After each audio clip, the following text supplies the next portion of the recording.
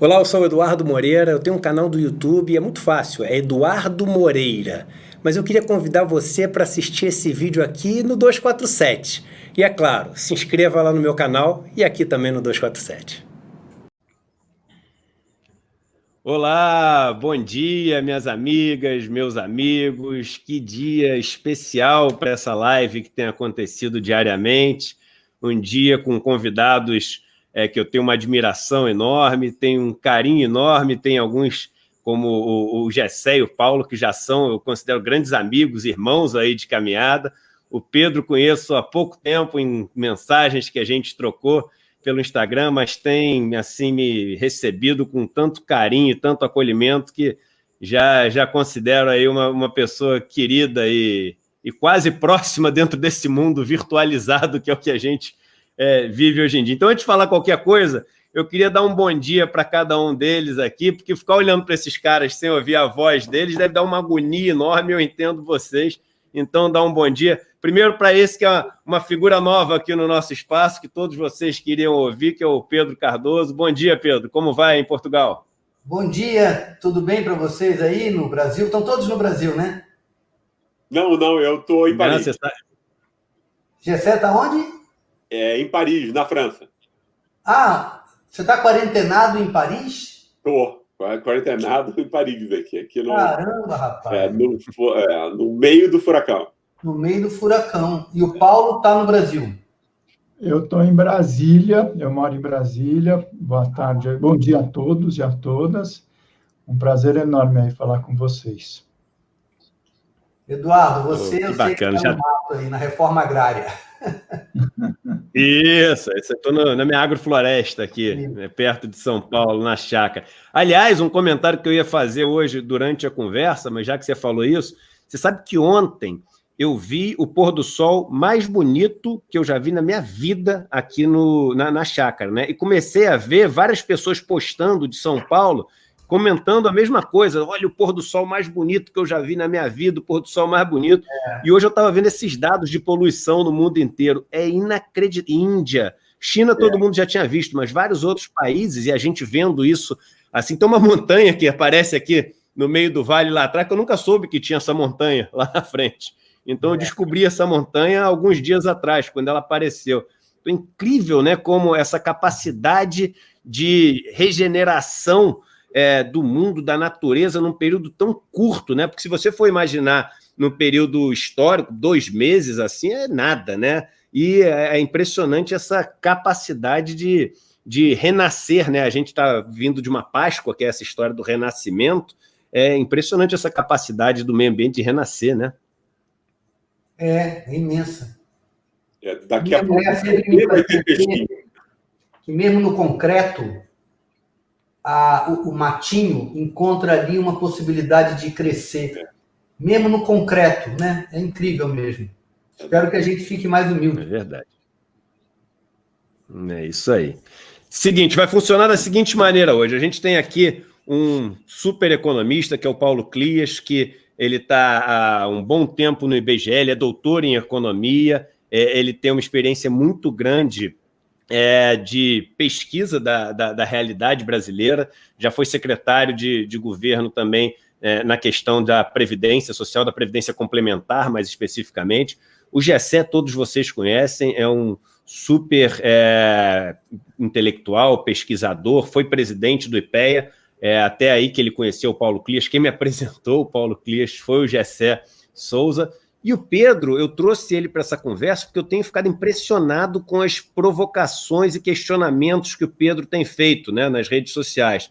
Tem sido de uma lucidez assim incrível para mim. E aliás, hoje, normalmente eu começo falando um pouquinho de mundo, né, falando um pouquinho das notícias que a gente tem no mundo, depois passo para Brasil, vai ser assim hoje também.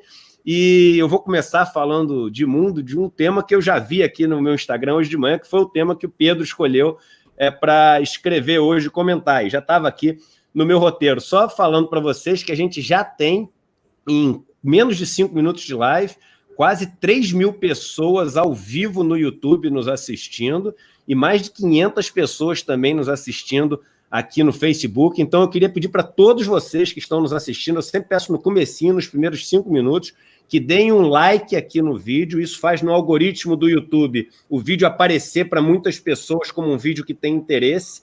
E no Facebook que vocês deem um compartilhamento. É a maneira que a gente tem mais rápida para chegar para as pessoas. Lembrando que eu opto por não ter propaganda nas minhas redes sociais, então não tem monetização dos vídeos, não tem nenhum patrocinador, não tem nada disso. Isso, por incrível que pareça, é ruim, né? O YouTube mostra menos o seu vídeo quando você faz isso, porque o YouTube vive de passar as propagandas, né? Então, quanto menos propaganda você põe, menos ele te mostra para as pessoas. Então, eu dependo de vocês darem essa contribuição, de darem esse like, fazerem essa propaganda do que está acontecendo aqui para outras pessoas poderem estar assistindo. E agradeço muito a gente estar fazendo esse espaço. Só para passar um dado para vocês, a gente está batendo quase 50 milhões de minutos assistidos no último mês e batendo 5 milhões de visualizações no último mês também. Isso é mais de 10 vezes o que a gente tinha há poucos meses atrás. Então, assim, está muito bacana a forma como todo mundo tem contribuído para esse espaço estar ganhando essa dimensão. Eu vou começar falando do que está acontecendo no mundo, né? No mundo, todos os dias eu passo um pouquinho os números. Hoje, infelizmente, a gente bate mais uma barreira, que é uma barreira que a gente nunca deve comemorar, que são tristes essas barreiras, mas mais de 2 milhões de casos confirmados da doença no mundo. Lembrando que são casos oficiais, o número de casos que imagina-se que existam são muito maiores, porque boa parte são pessoas que não apresentam sintomas, então elas não vão nem fazer o teste, e as pessoas que têm todos os sintomas, muitas vezes não têm os testes para fazer, mas isso é bom para a gente ver assim, qual a tendência que a doença está seguindo no mundo. Então, hoje a gente bate mais de 2 milhões de casos e mais de 127 mil mortes. Nos gráficos que eu mostro aqui diariamente, esse gráfico aqui é o gráfico que mostra o número total de mortes no mundo numa escala linear. Quando você põe numa escala exponencial, você vê que está desacelerando um pouco, mas aí uma notícia um pouco pior. Depois de vários dias com a doença diminuindo o número de mortes por dia, eu vou dar um zoom aqui no último dia, ontem a gente teve um aumento bem grande do número de mortes no dia, quase voltando para os níveis máximos, né? E contribuiu para isso alguns países que tinham tido um dia muito bom anteontem, em termos de ter diminuindo bastante o número de novos casos, o número de novas mortes, ter feito com que o número de casos ativos tivesse diminuído pela primeira vez durante toda a crise, como, por exemplo, a Espanha. Ontem tiveram recordes em altas de número de infecções, etc. Essa doença funciona em ondas, e é muito importante a gente entender. O professor Nicoleles falou aqui de como em 1918, na gripe espanhola, você teve a primeira onda, a segunda onda, a terceira onda, e a segunda onda matou mais do que a primeira onda.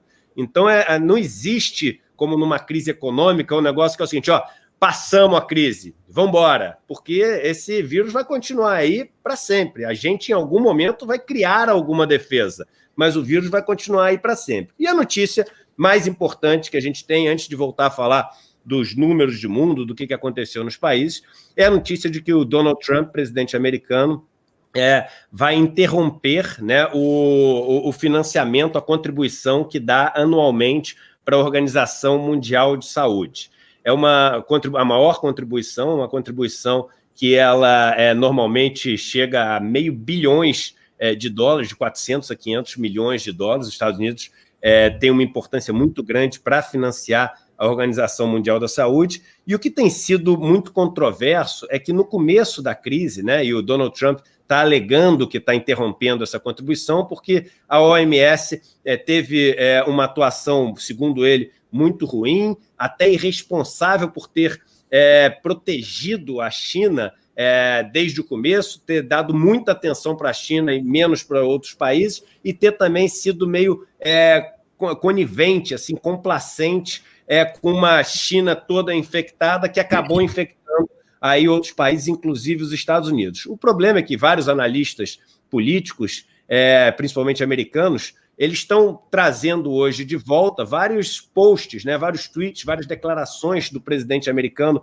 ali em janeiro, no começo da crise, dizendo que a OMS estava fazendo um trabalho muito bom, que a China estava sendo exemplar nas medidas que estava tomando, que com certeza aquilo ia ser o que ia dar uma contribuição enorme para o mundo conseguir controlar essa doença, ou seja, tudo aquilo que ele hoje está alegando o contrário, está registrado como ele tendo falado lá atrás que acreditava que não era assim, que a China estava, sim, cumprindo o papel e tratando a doença da forma mais responsável possível e que a OMS também estava fazendo isso. E aí as pessoas, obviamente, trazem à tona aquela história de que a estratégia do Trump é aquela velha estratégia sabida de que no momento onde ele é questionado, primeiro, por ter escondido vários fatos no começo da doença, e segundo, por ter gerenciado mal uma crise, que no começo ele diminui a crise, diminui a seriedade da crise, fala que a situação está toda sob controle e que os Estados Unidos sairia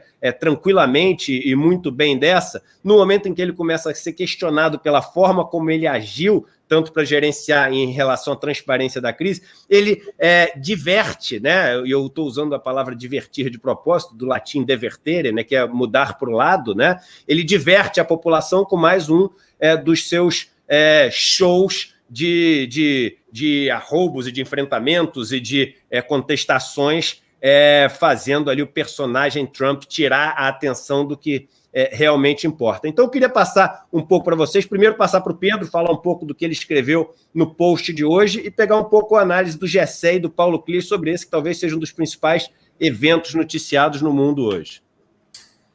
Eu passo para os colegas a minha perplexidade. Que o Donald Trump minta, que o Bolsonaro minta, que diversos agentes públicos mintam, é algo, digamos assim, já bastante conhecido por todos nós. A minha perplexidade é a capacidade das pessoas em aceitar a mentira diante do desmentido evidente. Isso é que me deixa atônito. Quer dizer, você tem o próprio Trump, o próprio Bolsonaro, há uma semana atrás dizendo uma coisa e depois eles dizem outra diametralmente oposta, né? Com algum disfarce. A minha pergunta a todos nós é: o que aconteceu conosco que nós perdemos absolutamente a capacidade de criticar, mesmo diante da evidência, aquilo que nos é dito? Foi sobre isso que eu escrevi.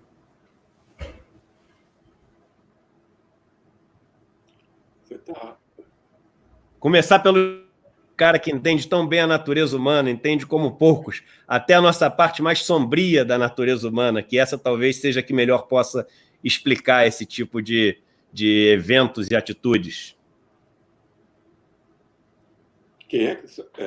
Quem é esse gênio? O Gessé. Estou achando que era de nós, pô.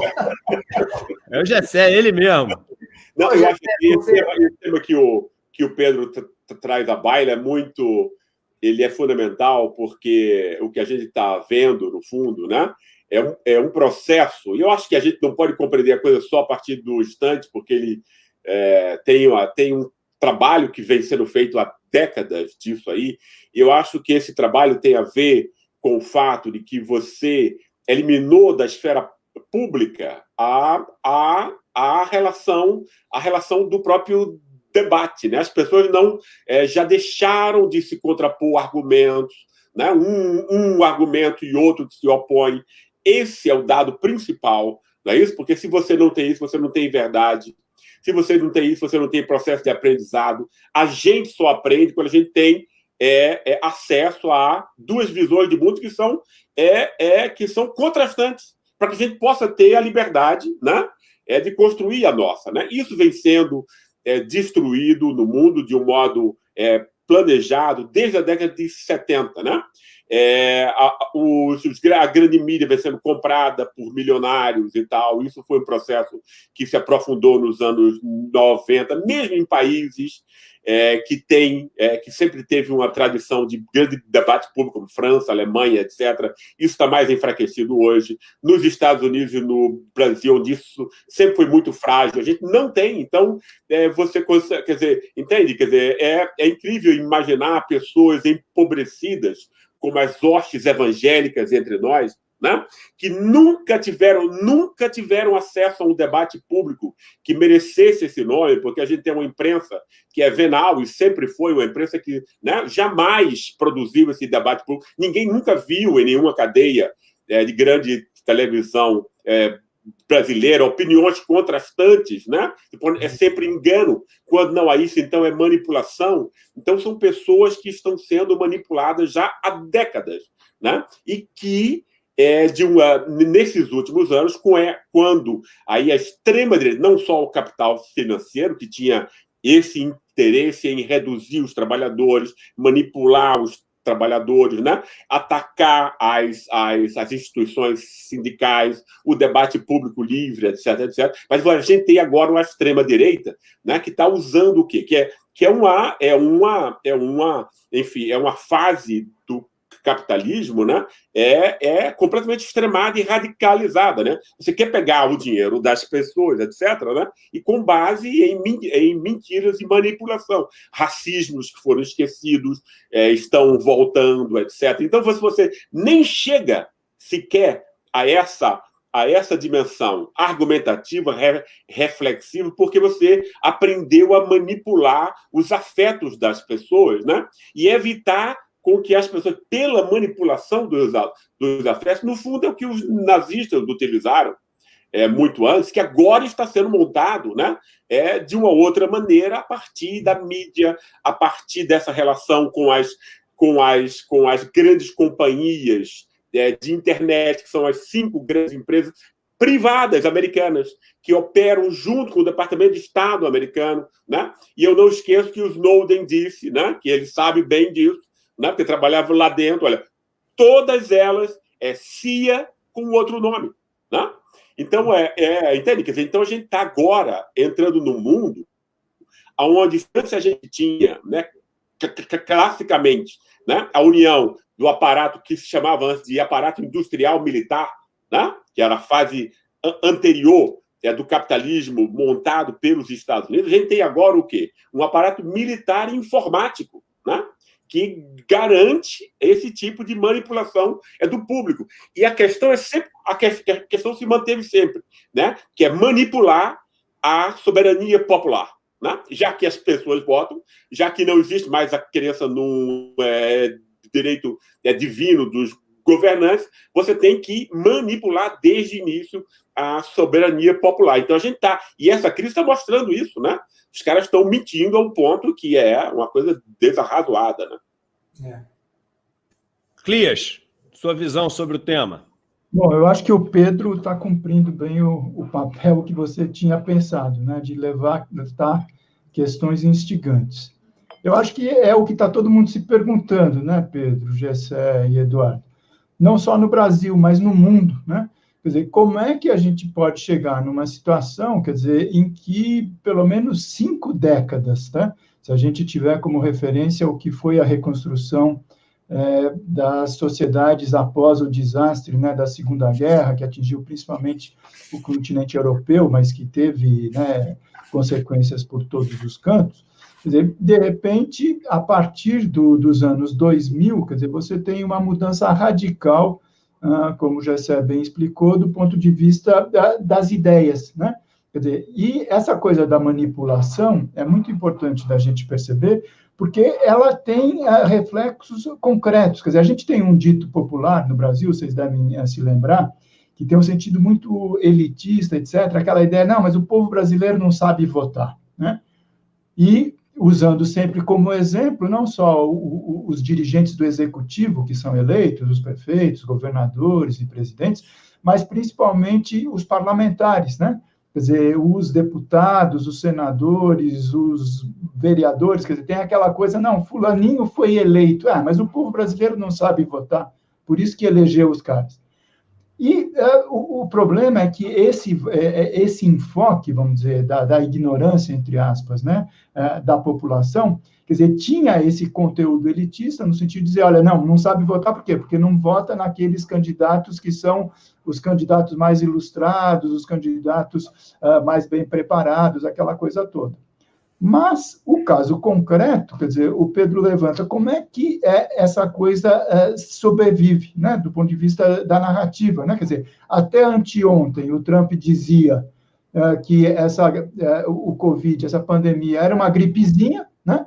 O nosso aprendiz aqui incorporou isso, o Bolsonaro não criou nada, ele simplesmente repetiu aquilo que ele ouviu naquela visita que ele fica, né, maravilhado na Casa Branca, etc. Depois, né, o seu mentor, o Olavo Carvalho, repetindo. Então, ele chegou à conclusão, não, isso aí é uma bobagem, uma gripezinha, vamos... Né?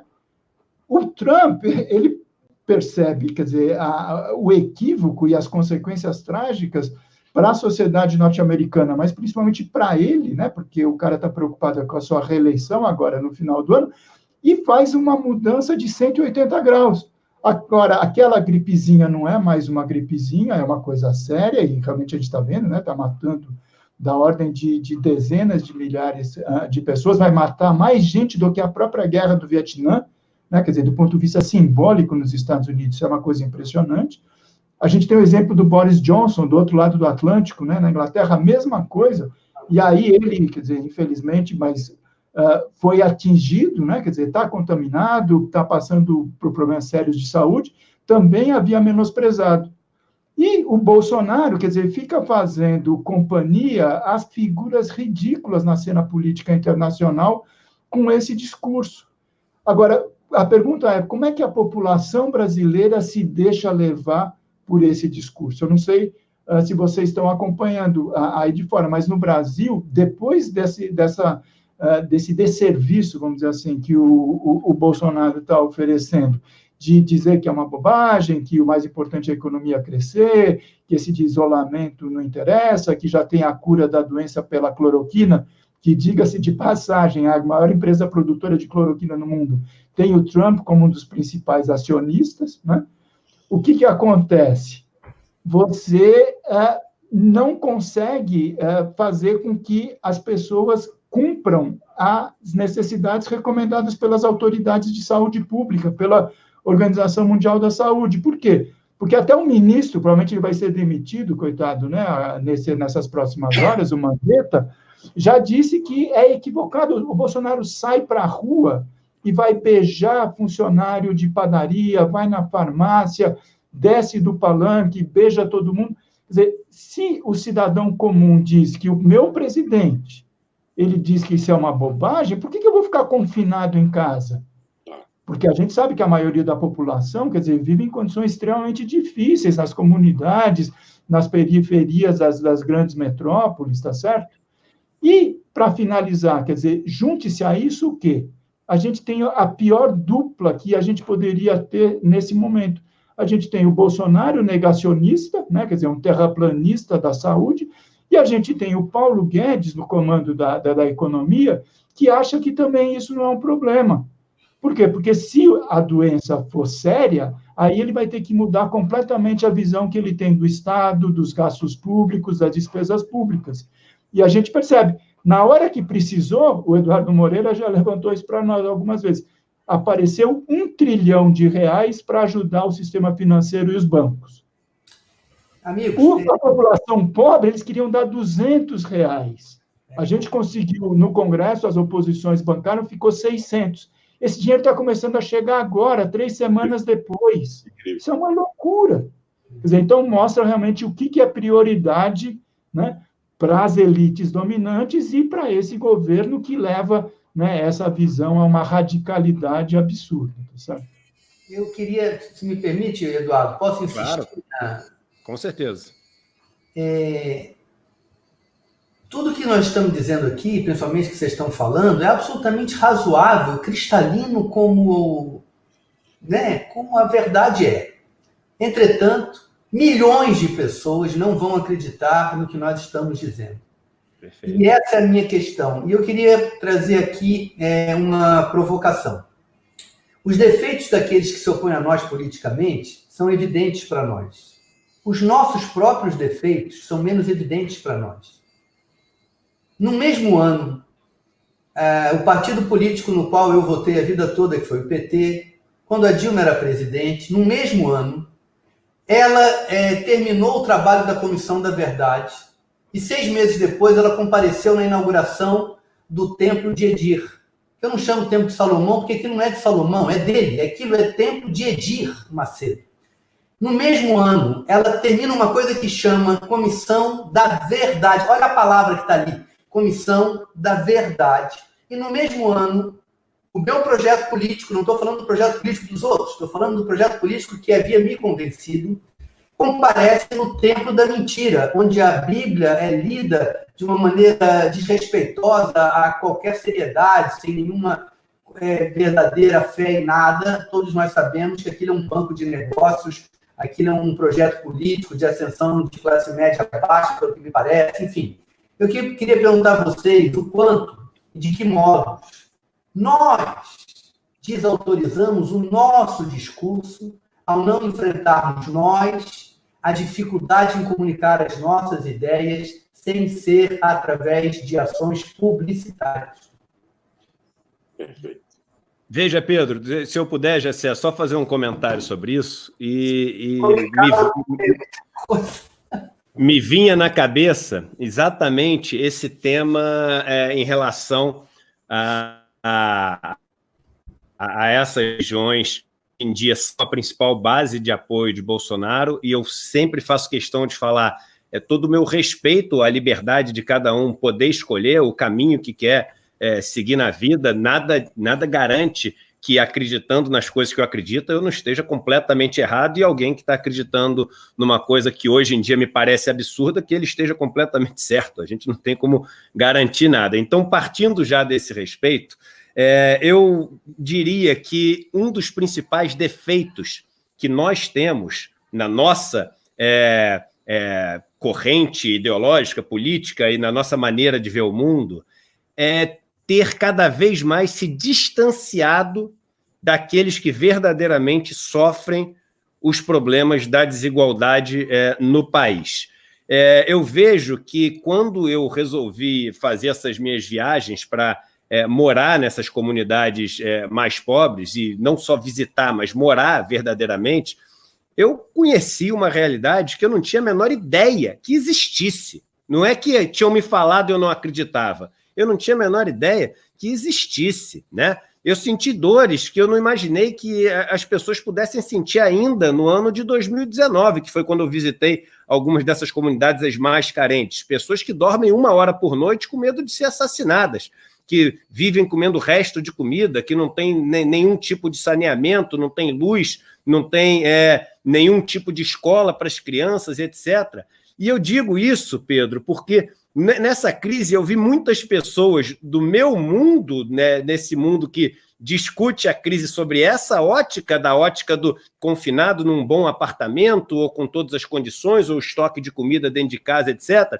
E as pessoas falando da crise como o seguinte: olha, é uma crise, mas pelo menos é uma chance da gente se voltar para dentro, é uma chance da gente se desenvolver espiritualmente, é uma chance da gente se reencontrar com o nosso caminho. Eu falei, é chance para você que está vivendo nesse mundo, porque para as pessoas mais pobres que estão recebendo hoje a segunda parcela dos R$600, vamos lembrar que as pessoas do Bolsa Família vão ser as últimas a receber. Para essas pessoas não é chance nenhuma, é o desespero do desespero. É o caos, é o pânico, é o pandemônio, mas a gente não consegue ver isso, e o Edir Macedo consegue ver isso. Esses líderes religiosos, eles conseguem ver isso, e ao conseguir ver, eles conseguem conectar com as pessoas, e ao conectar, eles ganham algo que a gente não tem, que chama-se credibilidade. A credibilidade, quando você consegue se conectar a alguém e consegue, de certa forma, compartilhar o seu sofrimento, a gente fala muito de compaixão e esquece que a origem etimológica de compaixão vem de compartilhar a patis. Patis é o sofrimento em grego. O que a gente compartilha de sofrimento com essas pessoas mais pobres? E eu lhe digo, até com um certo pesar de assumir isso, mas Edir Macedo compartilha o sofrimento desses irmãos. Esses outros líderes religiosos compartilham o sofrimento desses irmãos. E eles sabem que essas pessoas que a gente fala, como é que ele pode não acreditar na ciência? E aí eu te pergunto, que ciência?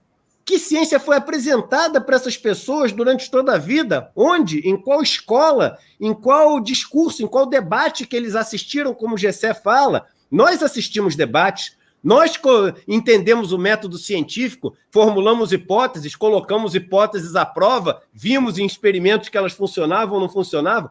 Qual ciência essas pessoas têm que acreditar na ciência, no sentido etimológico também de sabedoria, conhecimento, que o pastor, que é aquele que os entende, que está lá durante o dia, que é o padrinho do filho dele, que quando ele está precisando de dinheiro, ele bate na porta, ele atende. É nessa ciência eu acredito. A eles eu dou credibilidade. Então, eu acho que o nosso maior erro é não ter a menor ideia desse universo com o qual a gente está falando e está reclamando que não nos ouve. Olha como nós nos colocamos também num papel de superioridade, num papel de, olha, eles não nos ouvem. Por que eles não nos ouvem? Por que nós não nos ouvimos? Nós ouvimos eles? Que a gente reclama que eles não nos ouvem. Mas será que nós somos capazes de ouvi-los? E sem essa conexão, eu acredito que não há credibilidade. Então não adianta reclamar, olha, mas o cara falou uma coisa agora e antes ele falou outra completamente diferente. Aí o cara fala, e você, que nunca falou comigo? Eu vou acreditar num que fala, mas de vez em quando fala coisa diferente, ou em alguém que nunca fala comigo e agora resolveu falar? Então essa é um pouco a contribuição que eu queria dar para esse tema, passando aí para o Gessé. É muito interessante o debate que vocês puseram agora, porque eu acho que ele é o centro dessa questão, e ele é o centro da questão de como a gente se relaciona ou não se relaciona, né, com as classes populares, que é 70% do Brasil, pelo menos. E a crítica que o Pedro fez ao PT, ela é extremamente apropriada, eu acho, porque, né, quer dizer, uma coisa quer dizer, no fundo tem a ver com o quê? Tem a ver com você não perceber e você não conhecer e você não tem nenhuma ideia da importância da dimensão não material e não econômica da vida, né?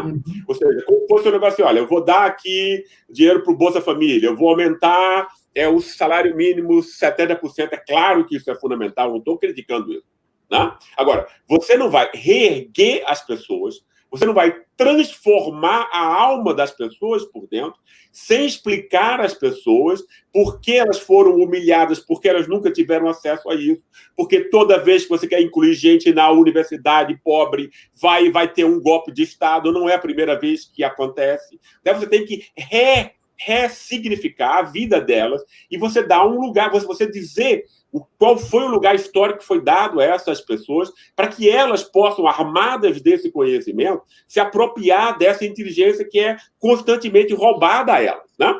E isso não foi feito no PT. Isso não foi feito, aliás, em nenhum partido político, né? Entende?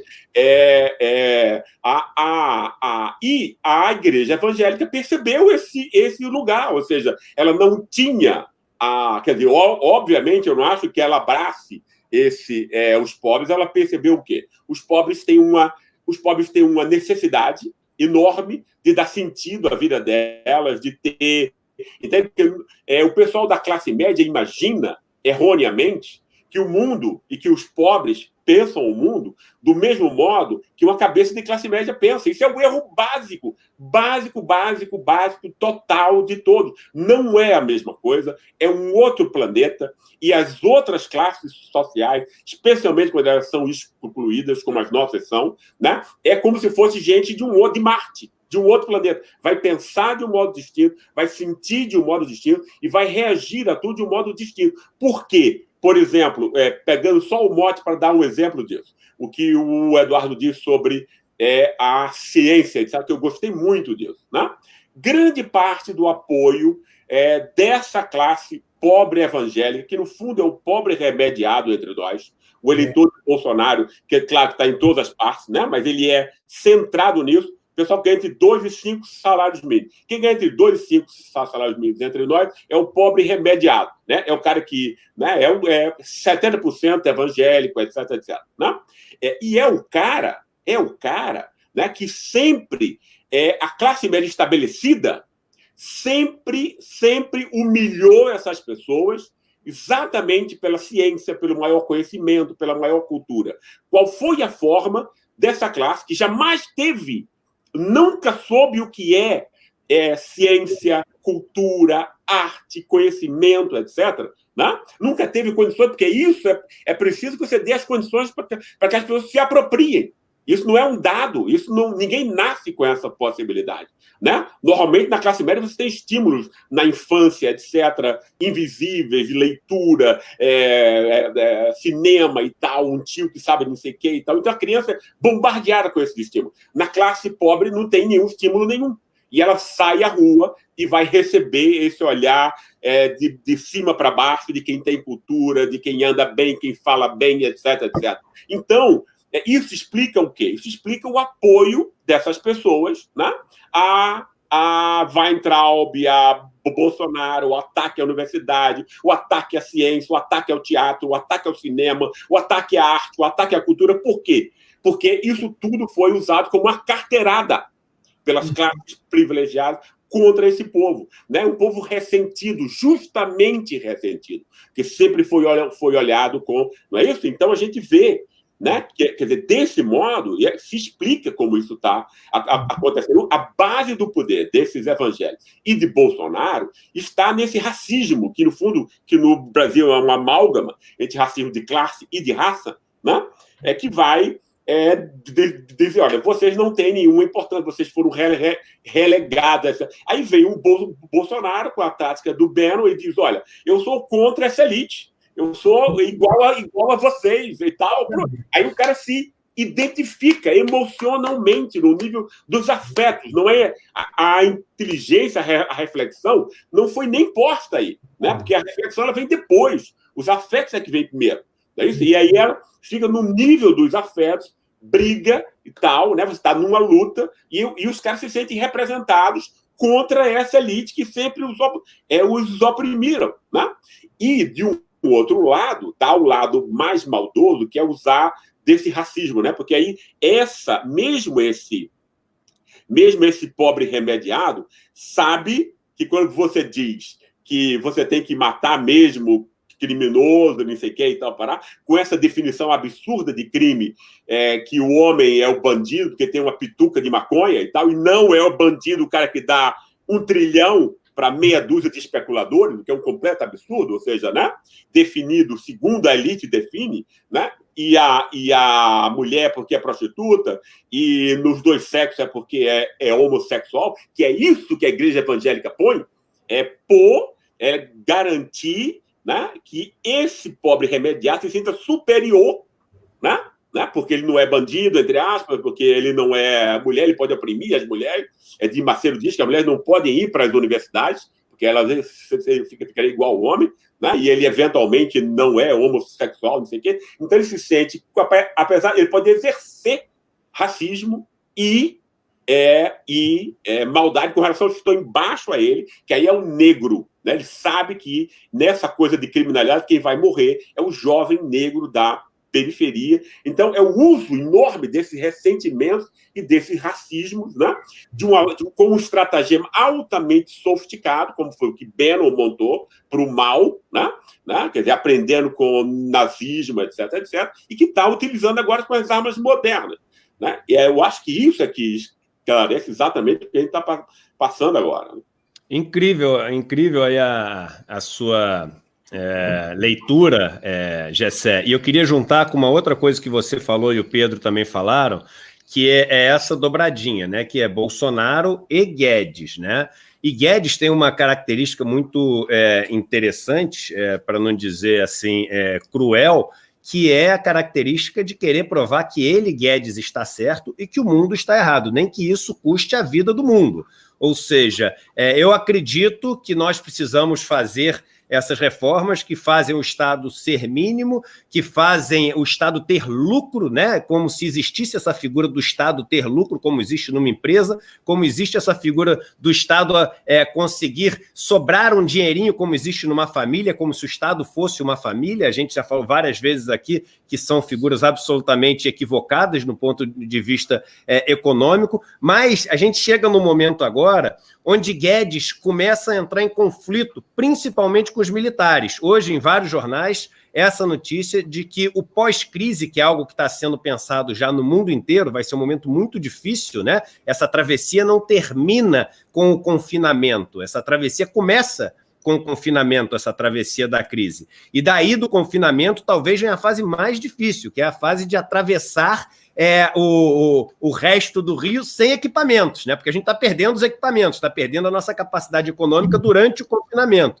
E atravessar sem isso vai ser muito difícil. E os militares falando da importância de se ter uma presença do Estado maior, investimento em infraestrutura, de ter um controle do Estado em termos de intervenção em vários setores econômicos maior, em termos de utilizar os bancos públicos de uma maneira muito mais ativa e intensa, e Guedes falando o contrário, falando o seguinte, olha, quando esse negócio terminar, se antes nossa situação já era frágil e a gente tinha que fazer reformas e privatizar, agora, com essa crise, então, a gente vai ter que acelerar as privatizações e acelerar as reformas, usando isso de uma forma oportunística para poder acelerar aquele projeto cruel de destruir toda essa rede pequena, mas essa rede de proteção social, essa rede que a gente tem de algum bem-estar social aqui no Brasil, Guedes querendo acelerar isso, e os dois entrando num conflito. Paulo, quem você acha que vai ganhar esse conflito, ou será que quem vai ganhar é o conflito?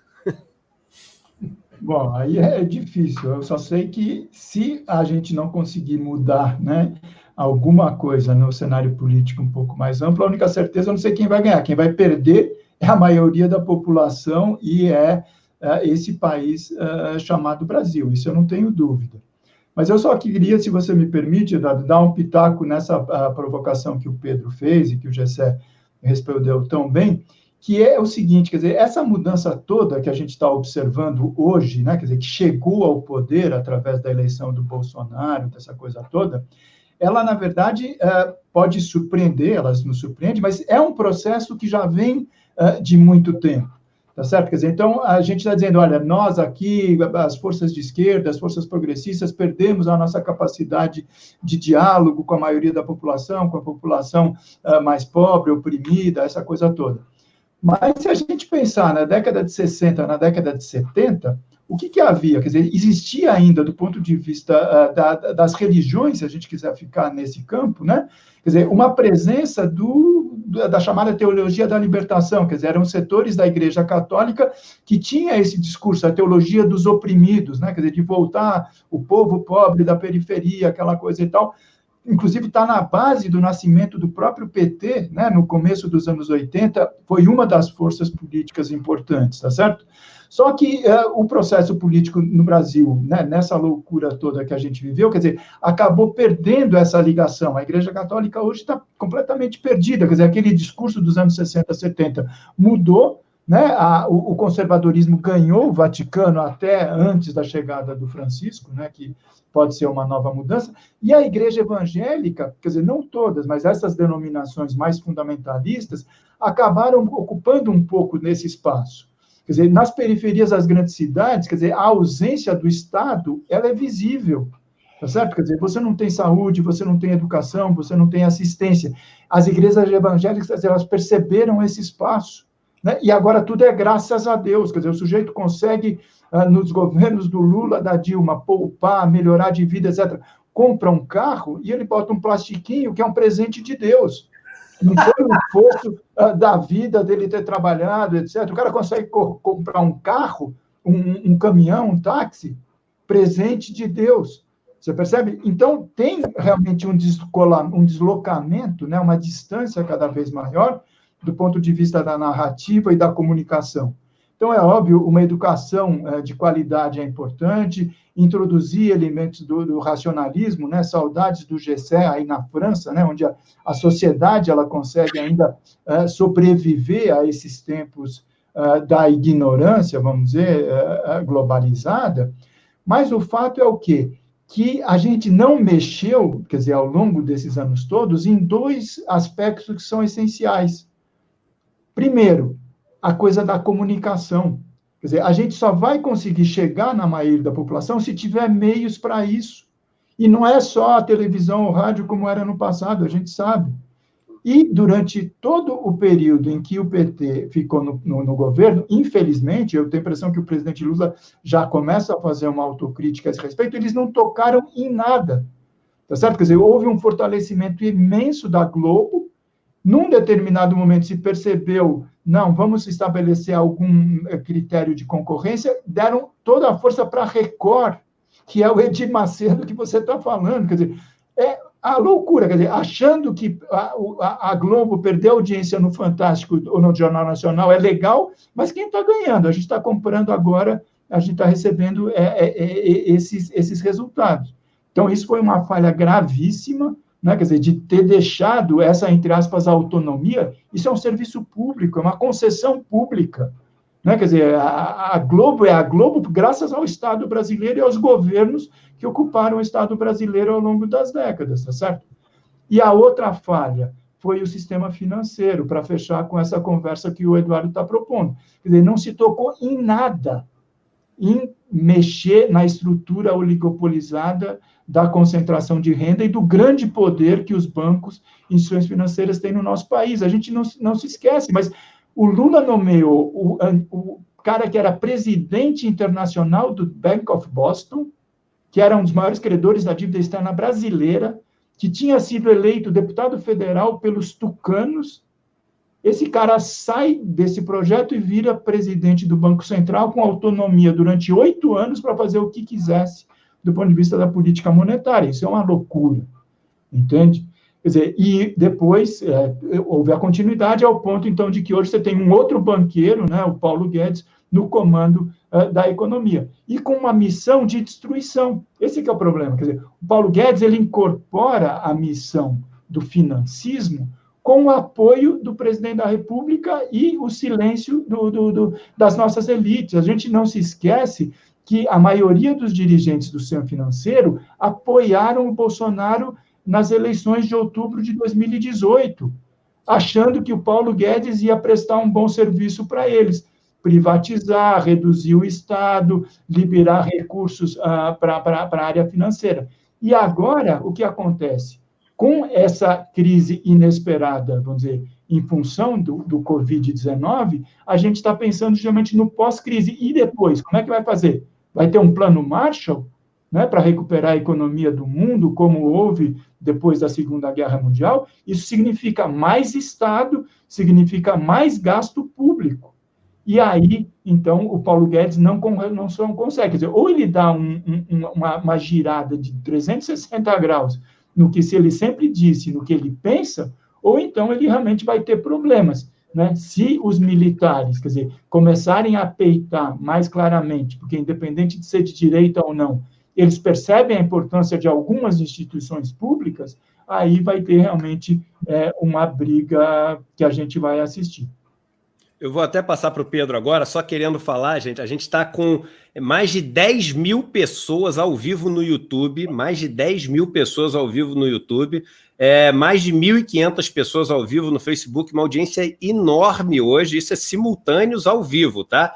Queria pedir, a gente está com menos like do que pessoas, então se todo mundo no YouTube puder dar um like agora, isso ajuda demais para a gente indo para esse último bloco aqui do nossa conversa, da nossa live, a gente poder ter um outro salto ainda, e fica também como uma sugestão para depois que a gente terminar, muitas pessoas poderem assistir. E todo mundo no Facebook, que está com um público enorme hoje também, deem, por favor, um compartilhamento aqui no Facebook. Lembrando que você que está no YouTube e ainda não se inscreveu no canal, a gente vai ter outras conversas incríveis. Sexta-feira, o Flávio Dino, depois da manhã, vai estar participando aqui da conversa, vai ser uma conversa incrível também. Então, para vocês não perderem essas conversas, a hora que ela começa, se inscrevam aqui no canal. E no Facebook, para vocês também não perderem, se inscrevam aí no canal. Bem, a gente estava falando dessa questão do Guedes, e outro dia eu fiz uma comparação que é o seguinte, eu acho que já é uma besteira enorme querer que o Guedes mude a cabeça, né? Porque querer que o Guedes... que o Guedes tem que entender, né, que o Estado tem que ter uma importância grande. É como se a gente falasse o seguinte, olha, a gente contratou um lutador de sumô, só que mudou a competição. A competição agora virou de natação. Não adianta a gente querer treinar o nosso lutador de sumô para nadar, ou seja, um mundo que agora o Estado tem que ter uma presença grande. E, não, cara, por mais que a gente treine, convença, por mais até que ele se dedique, vamos supor que ele até queira, um lutador de sumô nunca vai ser um bom nadador, entendeu? E parece que é isso que a gente está querendo fazer. Eu volto a falar dele, aquele artigo do Financial Times, ele é histórico para mim. E no artigo do Financial Times, ele fala o seguinte, todas as vezes, e a humanidade aprendeu isso, que a humanidade precisou pedir um sacrifício de todos, como depois da Grande Depressão, como depois da Segunda Guerra Mundial. Eu volto a falar para as pessoas, depois da Segunda Guerra Mundial, as pessoas não se lembram disso, mas a alíquota máxima de imposto de renda nos Estados Unidos e na Inglaterra era acima de 90%. Na Inglaterra era 98%. Tinha, na prática, um teto, que era o máximo que as pessoas podiam ganhar de dinheiro. você tinha uma alíquota de imposto sobre heranças máxima de mais de 70% na Inglaterra, nos Estados Unidos também, depois da Segunda Guerra Mundial. Ou seja, era pouca riqueza para ser distribuída, tinha que distribuir melhor, senão fisicamente não tinha para todo mundo poder sobreviver. E foi isso que permitiu que você tivesse aquele salto do bem-estar social, e aí você acaba ganhando muitas coisas. Vários países passaram a permitir que negros votassem, mulheres votassem, você passou a ter, enfim, iniciativas em vários outros sentidos, porque quando a riqueza é distribuída, você acaba tendo esses efeitos colaterais todos positivos também. E o que eu acho é o seguinte, esse artigo do Financial Times falava que era o seguinte, quando você exige um sacrifício de todo mundo, você tem que oferecer depois um contrato social que beneficie todo mundo. Você não pode exigir um sacrifício de todos oferecendo um contrato social que beneficie a poucos. E aqui no Brasil, a gente parece estar seguindo nesse caminho, de pedir um sacrifício de todos para oferecer um contrato social que beneficie o menos de 1%, que a gente fala de 1% alegoricamente, mas é o 0,1% que a gente está falando aqui. Os donos dos bancos, eles estão 0,01%. E a gente está defendendo esses, né? E a gente defende porque existe também, eu acho que na esquerda, uma falta de confiança de que aquilo que ela defende é algo que é implementável, que é algo que funciona, né? Tanto eu digo o seguinte, todas as vezes que o bicho pega na economia, a gente fala, não, temos que chamar algum economista de banco. Quem que é o presidente do Bank Boston? A gente sempre vai para a direita buscar alguém que resolva o problema da economia, quase que como assinando uma confissão de que, olha só, a gente não confia muito no que a gente acredita. Quando o bicho pega, a gente quer alguém de direita aqui para resolver nosso problema econômico. Eu acho que chegou a hora da gente falar o seguinte, olha só, a gente acredita nisso. A gente quer que a Globo chame lá o economista do Santander, Itaú e Bradesco, mas quero que chame o Paulo Clias para eles poderem ter um debate. A gente quer ter essa oportunidade de confrontar visões de mundo. A gente não pode ter uma reforma da Previdência como a gente teve, onde a maior população prejudicada foi a população negra e não teve um negro dando uma opinião sobre a reforma da Previdência. E eu ouvi algumas pessoas falando assim, mas será que tem algum negro bom economista? Eu falei, você não faça de novo essa pergunta, por favor, você não faça de novo. Mas é verdade, a gente precisa ter esse tipo de coisa, porque o que assusta é que se a gente continuar, e aí eu já passo para o Pedro, falando que a gente agora bateu 12.500 pessoas ao vivo aqui, passo para o Pedro falando o seguinte, se a gente continuar do jeito que a gente está navegando nesse começo de crise, e volto a falar, é o começo de crise, que pode ter ares absolutamente armagedônicos, catastróficos, como o professor Nicoleles falou aqui, a gente vai ter a população e as empresas se endividando completamente, os bancos absolutamente protegidos e defendidos durante a crise, e a gente vai sair de uma crise com os bancos com uma conta enorme para cobrar dos outros, e absolutamente forte, e as pessoas passando os próximos 5 a 10 anos trabalhando para os bancos. Tudo que for gerado de riqueza no Brasil nos próximos 5 a 10 anos vai ser para pagar essas dívidas que estão sendo contraídas agora. Isso vai mergulhar o país numa queda de produtividade abissal, que a gente vai concentrar riqueza no setor, que é o setor menos produtivo de uma economia, que é o setor financeiro, e mais do que isso, concentrar poder. E concentrar poder também nesse setor econômico, na volta da crise, vai fazer com que a gente viva mais desse caos que a gente tem hoje em dia de concentração de riqueza e poder. Passo para você, Pedro. Eu queria agradecer tanto o Paulo, Gessé, você, Eduardo, as palavras tão lúcidas. Eu, quando li os livros do Gessé, eu tive uma esperança danada. Eu falei, puxa, isso aqui é uma narrativa tão lúcida da realidade que agora nós vamos convencer as pessoas. E certamente o trabalho dele tem uma influência imensa num número muito grande de pessoas. Mas veja, são ainda muito poucas as pessoas que mudam de opinião. E eu acho que isso é o grande calcanhar de Aquiles da nossa batalha. Aí vou fazer uma pergunta a vocês que são economistas. Quando vocês falam de economia, eu, que não entendo nada de economia, o que acontece comigo é que eu fico tonto. Eu fico tonto porque os conceitos que vocês falam não me são familiares, entende? A própria palavra juros, para mim, só existe um juros, que é o do cheque especial. Eu não conheço outros juros. Quando vocês falam vários conceitos, vamos sair endividados, isso tudo para a pessoa leiga, como eu sou, é de uma abstração imensa. Eu queria perguntar a vocês, é possível haver uma economia que não seja não apenas que ela não tenha um discurso inacessível às pessoas, mas que ela não seja verdadeiramente uma realidade inacessível. Porque o que se passa com uma pessoa como eu é que eu quero trabalhar, receber um dinheiro pelo meu trabalho e conseguir comprar a minha vida com esse dinheiro e entender que uma parte da minha vida não é particular, é pública. A rua onde eu ando, o hospital onde eu me trato, a escola onde meus filhos estudam, os aeroportos, enfim, isso tudo já é uma discussão. É muito simples para uma pessoa que não é economista o que é economia. E, no entanto, a economia é um discurso e talvez uma realidade inacessível para 99% da população do planeta. Então, eu queria perguntar a vocês se há uma coincidência inevitável entre o hermetismo do discurso e a economia ela mesma, e se é possível imaginar um mundo em que a economia seja um fato acessível, tanto como compreensão, como realidade objetiva, para qualquer pessoa.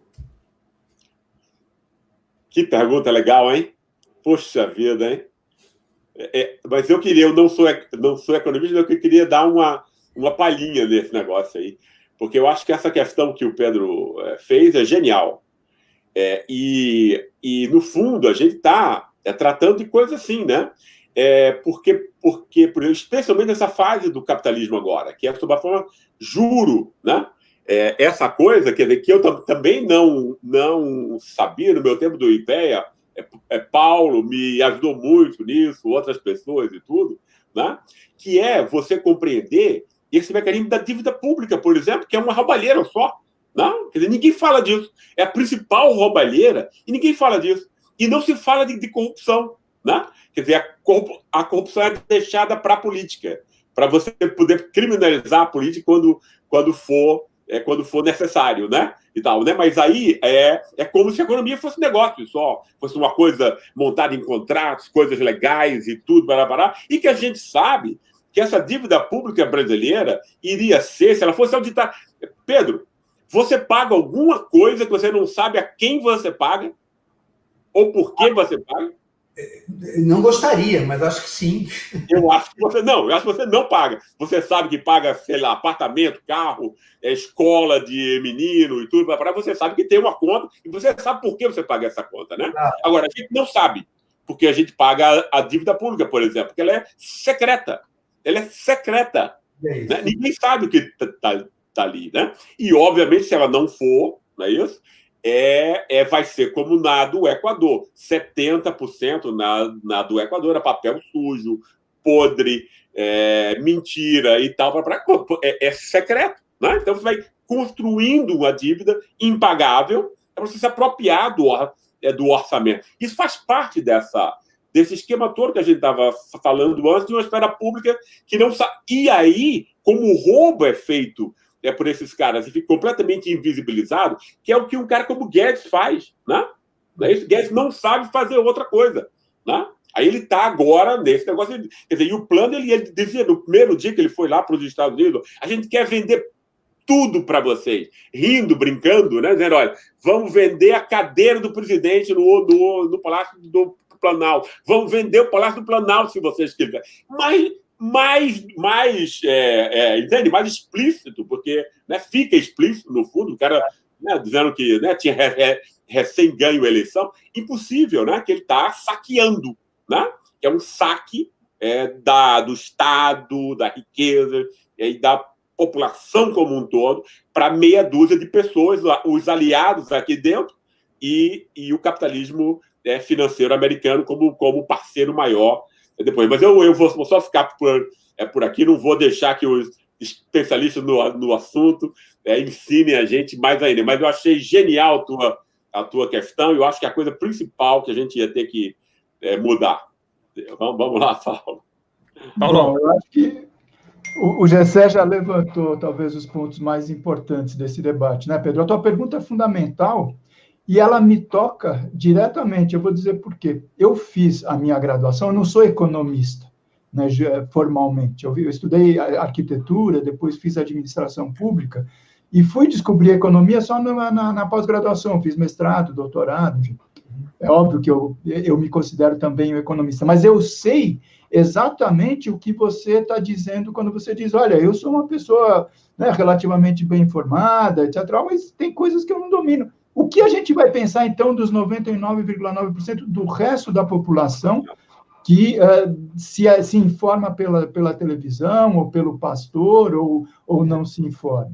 Então, a minha vida pessoal, nessas últimas décadas, foi justamente uma espécie de uma militância para tentar decifrar o que eu chamo do economês, para as pessoas, entre aspas, normais como você, né?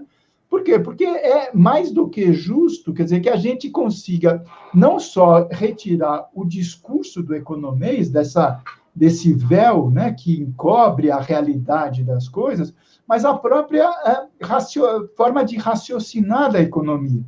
Vocês devem sempre se lembrar, né, nós aqui e aqueles que estão nos ouvindo, quando tem alguma mudança em vista, o primeiro discurso é, não, precisa chamar um técnico para vir para o Ministério da Economia ou para o Banco Central, porque você não pode politizar, com muitas aspas, a política, o comando da economia.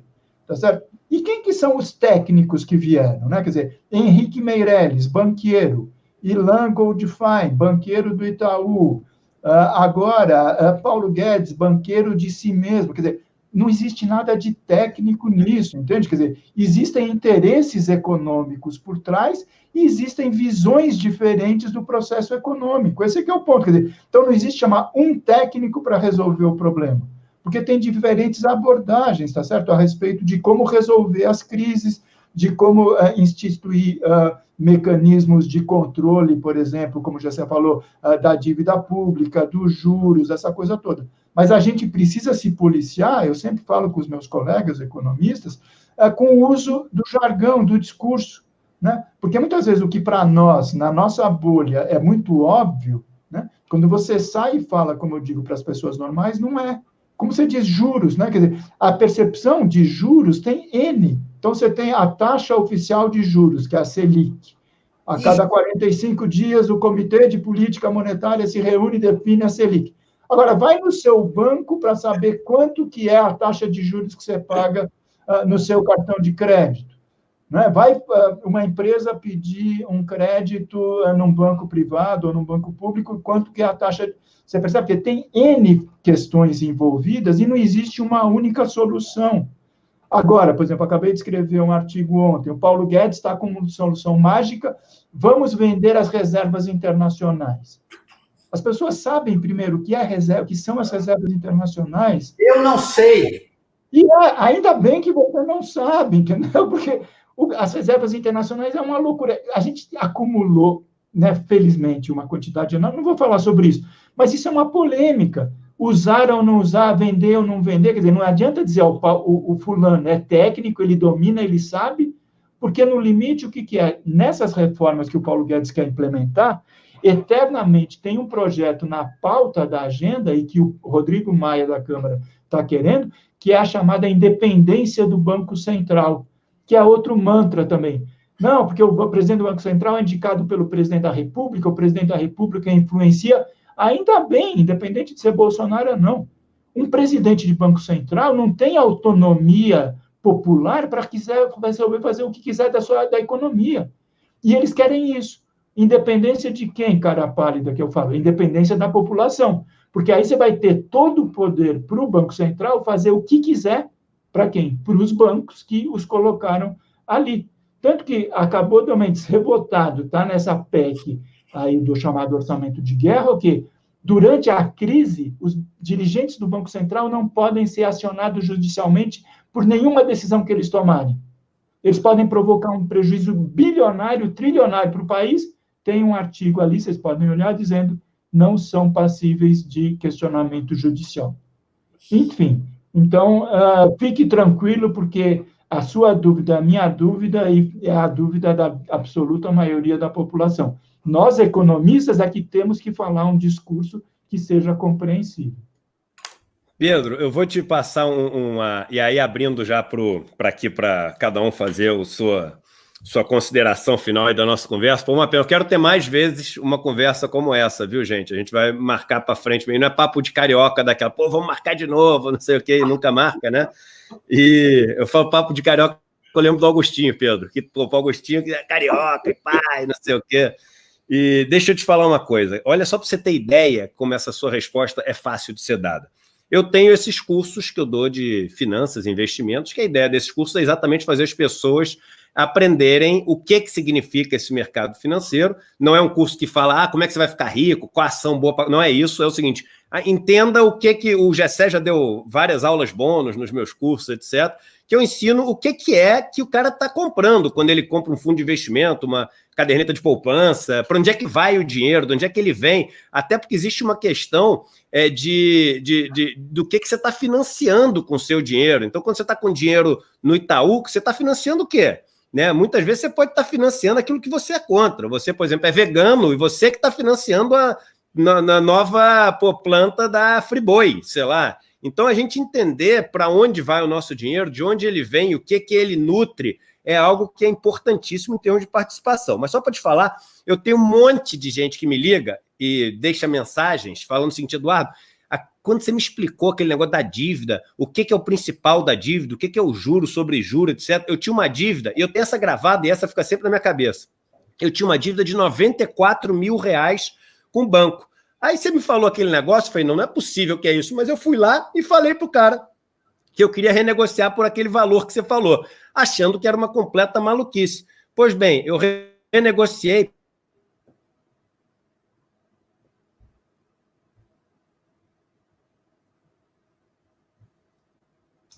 Acho que toda vez que eu falo coisa de banco assim, eles me derrubam. Ou quando eu falo coisa... Eu não é Gessé, já me derrubaram uma vez. É verdade. Também.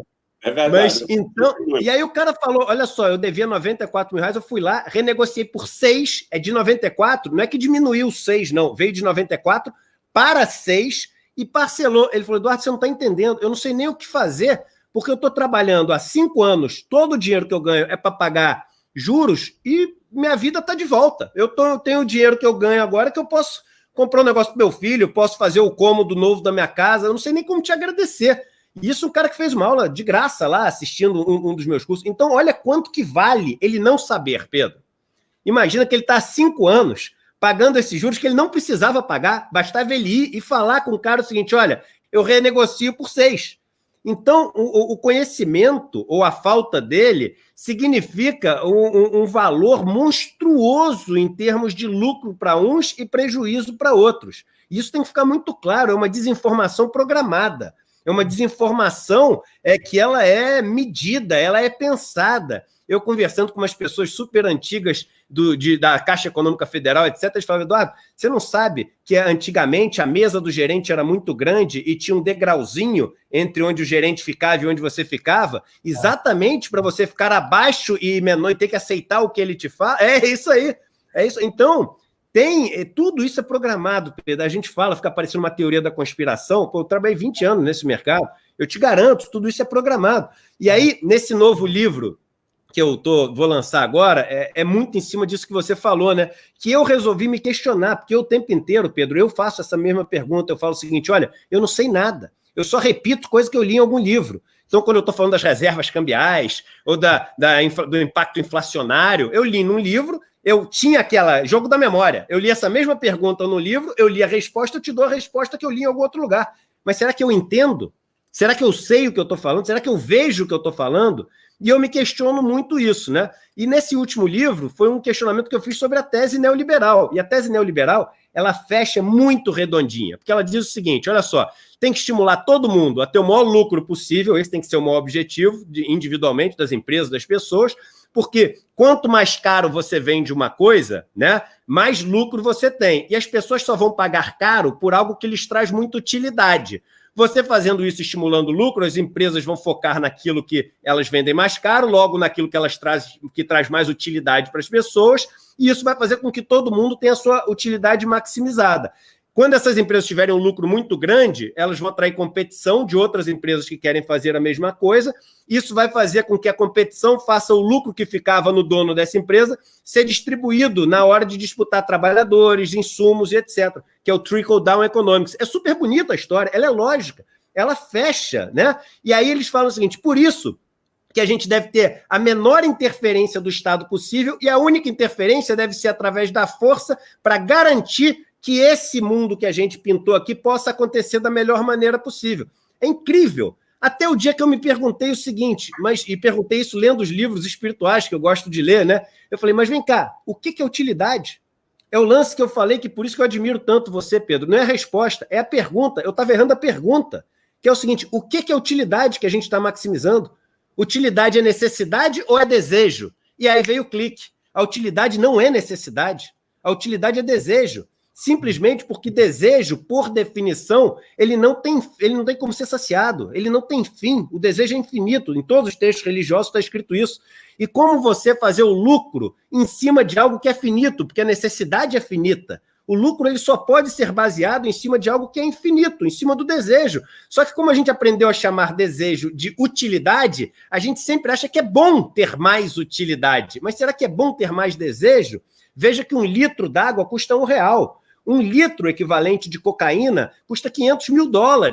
Isso, na equação econômica, mostra que 1 litro de cocaína traz muito mais desejo, 500 mil vezes mais mais utilidade atendida, do que 1 litro d'água. Mas será que 1 litro de cocaína traz muito mais utilidade, 500 mil vezes mais utilidade do que 1 litro d'água? É claro que não traz. É claro que não traz, mas isso faz a economia fazer com que cada vez mais seja produzido cocaína e uma cocaína cada vez melhor e cada vez a água seja pior, a água esteja mais poluída, tenha menos cuidado e tenha menos recursos direcionados para ela. A gente é uma economia que maximiza desejo e não necessidade. E a gente deveria ter a economia da necessidade sendo praticada pelos estados e a iniciativa privada sendo freada, porque a iniciativa privada não precisa ser estimulada, porque ela já é o seu estímulo por si só, ela já sempre quer mais.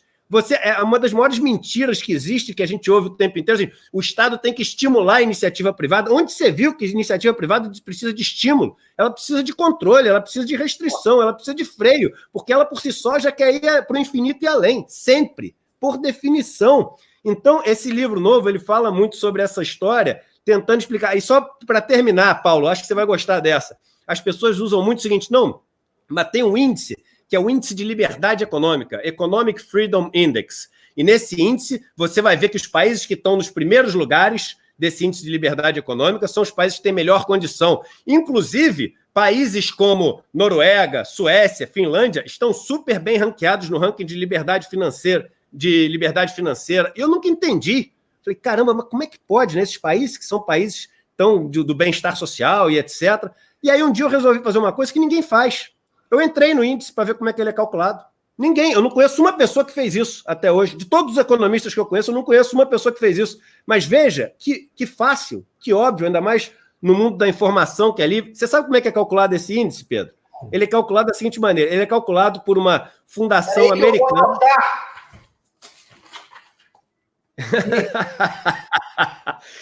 Veja que ele é calculado por uma fundação chamada Heritage, que é uma fundação americana, que na primeira página já se autodescreve como uma fundação conservadora que valoriza a defesa americana e os valores tradicionais cristãos, não sei o quê. Então, ela é super, super, super conservadora. Heritage, o nome dela. E aí ela calcula o índice da seguinte maneira. Ela pega 12 itens, e nesses 12 itens tem, por exemplo, percepção de corrupção no país. Tem, em outros índices, a efetividade do sistema judicial. Não sei, aí pega 12 itens. Entre esses itens tem, por exemplo, a liberdade de comércio, que esse sim, né, daria uma noção de liberdade econômica.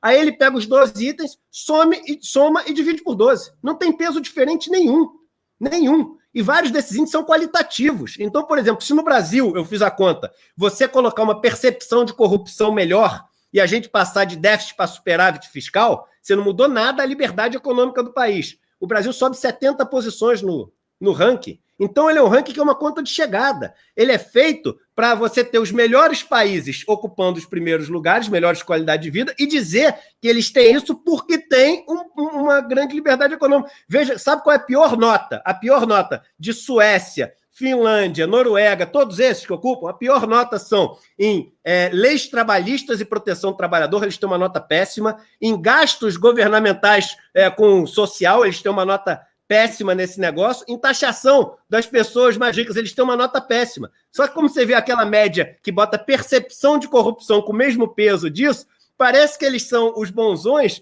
mas, na verdade, é o seguinte, eles têm uma nota horrorosa em tudo aquilo que nós chamamos de liberdade econômica, em tudo aquilo que esse governo quer destruir para ter a liberdade econômica. Então, perdão se eu me estendi aqui nesse discurso final, mas essa questão do saber o negócio, ele é todo armado, ele é todo estrategicamente planejado para a gente não saber e fazer coisas como mudar um conceito de desejo para utilidade e, a partir de utilizar a utilidade, colocar isso nas equações e nunca mais se perguntar o que é a tal utilidade que a gente quer maximizar. Eu passo para vocês dizendo que a gente está com um público gigante nos assistindo, quase 15 mil pessoas ao vivo, há mais de uma hora. Isso é uma audiência mais do que tinha em rádio, em rede nacional. Trabalhei pouco tempo, mas numa rádio aí que é líder de audiência no Brasil. Então, a gente está com mais audiência do que uma rádio tem em rede nacional de pessoas ao vivo. Eu agradeço todo mundo que está participando.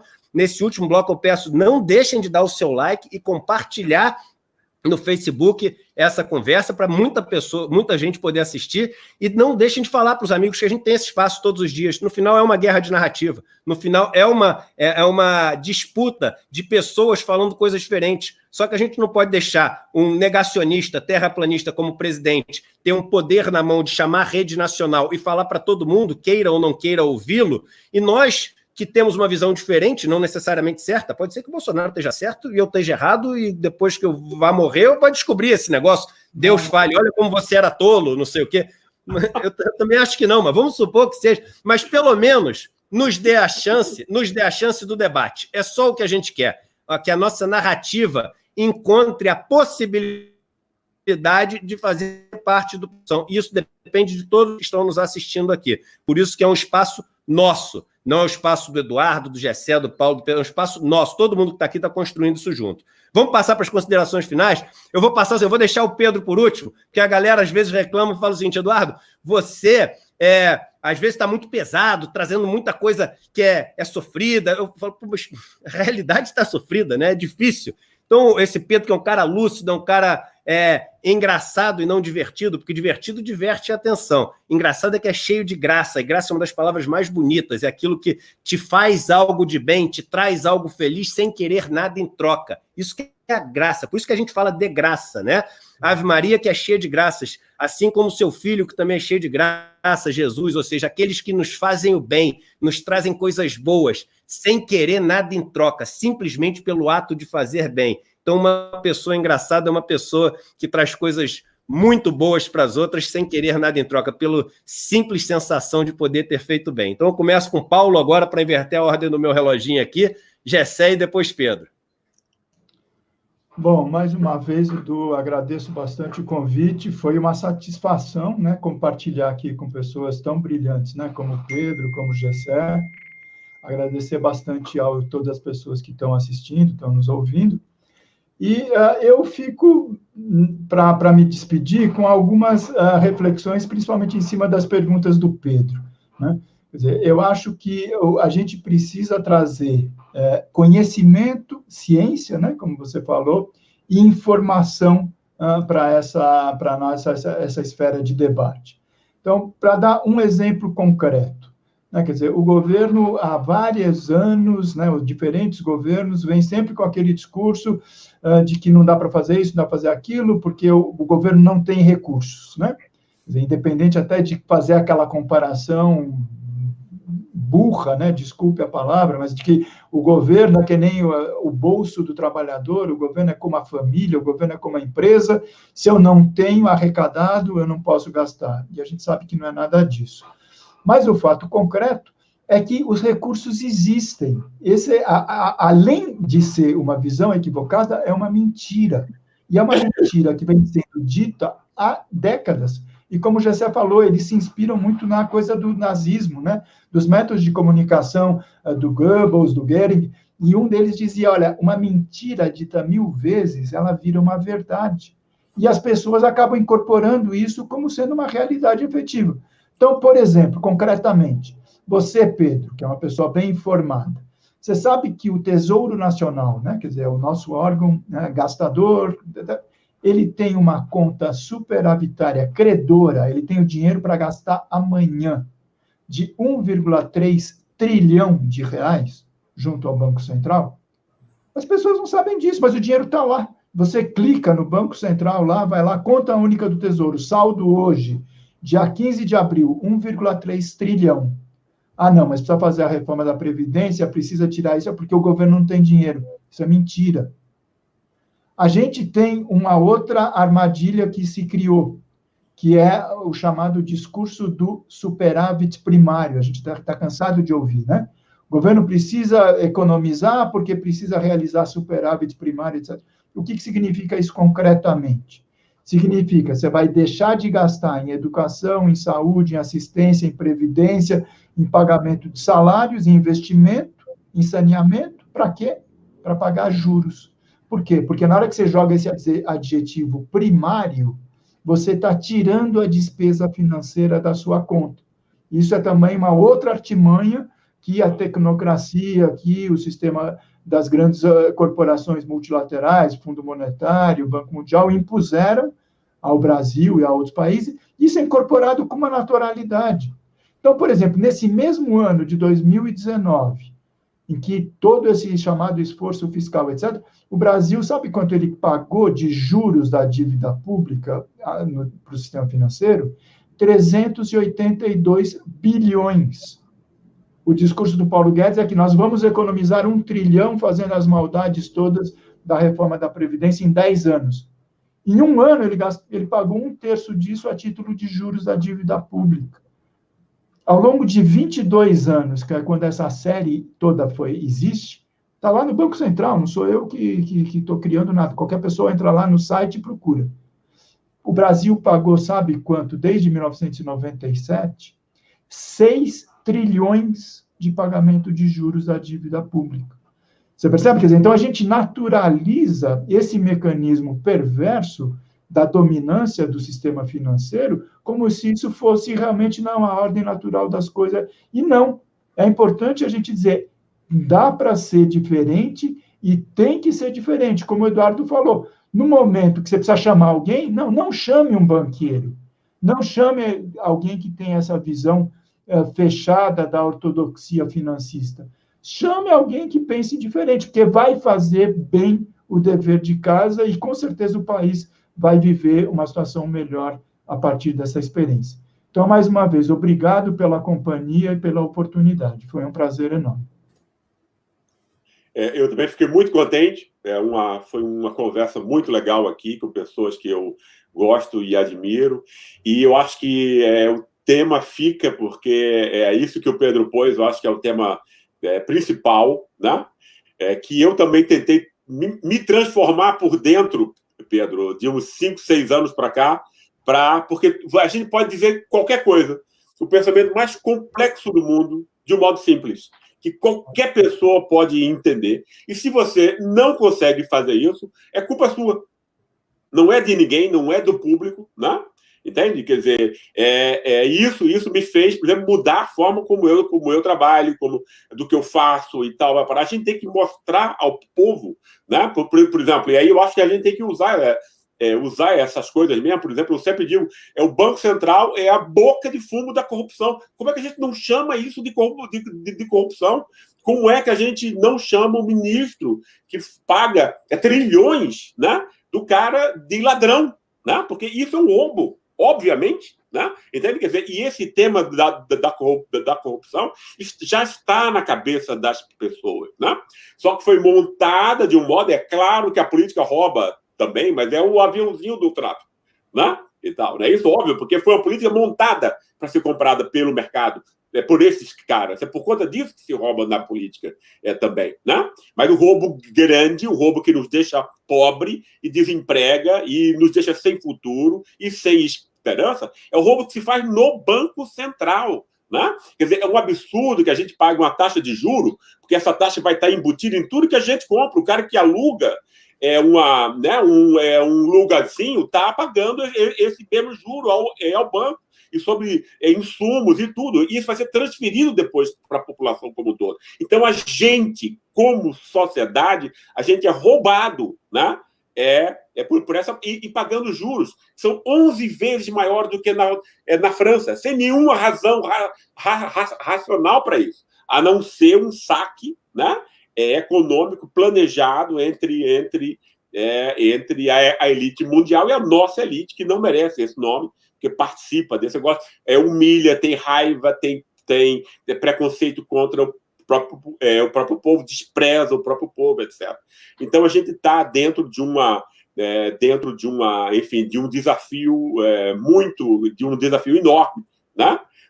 Vocês têm ajudado, Eduardo tem ajudado muitíssimo, transmitindo uma imagem que é compreensível acerca dessas questões, com muito talento e tudo, e eu acho que a luta principal essa, porque é a de restituir a inteligência roubada dos povos, né? Quer dizer, dos que são oprimidos por essa mentira. A mentira, claro que vai sair na Globo, claro que vai sair na Record, claro que vai sair da Band, porque esses todos são comprados pelos bancos, ou devem aos bancos, ou se locupletam desse mesmo assalto à população. Claro, são parceiros, cúmplices no roubo, né? Não vai sair desse esquema. A gente pode restituir, né, de um outro modo, essa é a questão, né? Porque exatamente nós todos nascemos inteligentes, né?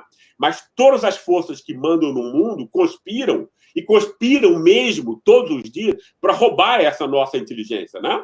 E aí, então, a nossa atitude tem que ser uma defesa em relação a isso, e aí a coragem que você teve de assumir isso, que demonstra a grandeza do teu espírito, Pedro, né? Publicamente, olha, não entendo, não sei, porque isso é uma coisa que as pessoas normalmente têm medo de assumir, né? E não pode ter, né? A gente tem que reconhecer isso. Isso não tem, né? Isso não é vergonha para ninguém, né?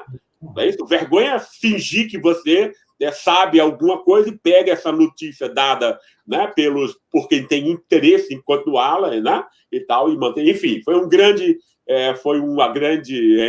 encontro, adorei, e um grande abraço para vocês e para os 15 mil de amigos que estão nos ouvindo.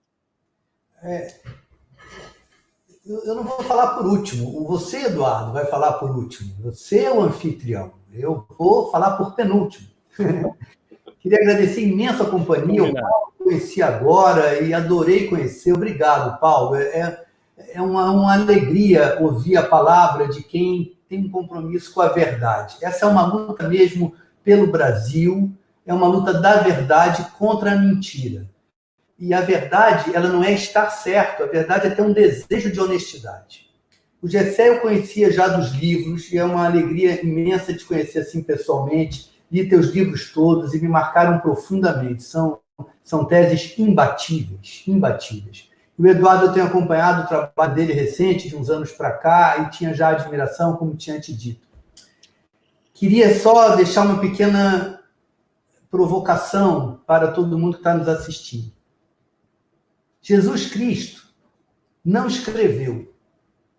Jesus Cristo sempre me intrigou. Jesus Cristo viveu e outros escreveram a vida dele. E não há nada que tenha se comunicado com mais eficiência para a humanidade do que o pensamento cristão. Estou me referindo ao pensamento cristão anterior à filosofia cristã, anterior à escolástica, anterior à ciência cristã. A mensagem mesmo cristã foi comunicada com tanta potência que povos que conquistavam os romanos se convertiam depois ao cristianismo. Quer dizer, o próprio conquistador se convertia para a religião do conquistado. Isso sempre me intrigou. Porque um homem que não escreveu, entretanto, teve a sua mensagem tão eficientemente comunicada. E aqui deixo a suspeita e a possibilidade de várias possibilidades de respostas para uma questão tão ampla, né, tão abrangente. Ao não escrever, ele delegou a quem conta a sua história a liberdade de interpretá-la. Então, de um certo modo, a partir de fatos de uma biografia, muitas visões da vida dele podem ser concebidas por todo mundo que se dispuser a contar o que experimentou ao conhecer aqueles fatos. E ele mesmo pouco fazia análises teóricas. Ele contava histórias, ele contava uma pequena história para transmitir a mensagem dele.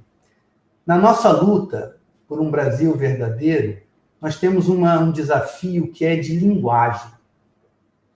Enquanto aqui 15 mil pessoas nos assistiram, sabe quantas pessoas assistiam a Grande Família no auge da temporada? 60 milhões. 60 milhões de pessoas. Só para a gente ter uma ideia do tamanho do desafio de comunicação coletiva que está posto para aqueles que querem falar a verdade. Fica então essa provocação. De que modo enfrentarmos a questão da linguagem para transmitirmos a nossa mensagem de modo que ela seja recebida como uma mensagem honesta? Muito obrigado e vai agora você aí, Eduardo. Considerações finais. Depois disso, a gente não me sobra nada para falar. Pedro, eu te acho uma pessoa genial, né? E eu acho que a gente não deve tentar definir as coisas. Definir vem de dar fim, né? E nada melhor do que terminar essa conversa sem definir. Pelo contrário, não vamos dar um fim, vamos dar um começo. E um começo se dá como um questionamento, com uma pergunta. Então, eu deixo todos que estão nos assistindo com esse questionamento brilhante aí do Pedro. Agradeço de coração o tempo do Pedro, do Gessé e do Paulo, e o tempo de todos vocês que estão aqui nos assistindo. Esse que é o bem mais valioso que todos nós temos, o tempo que temos ainda para poder usar da melhor maneira possível na nossa vida. Um beijo com todo carinho, de todo coração, e nos vemos em breve. Até mais, pessoal. Saímos do ar?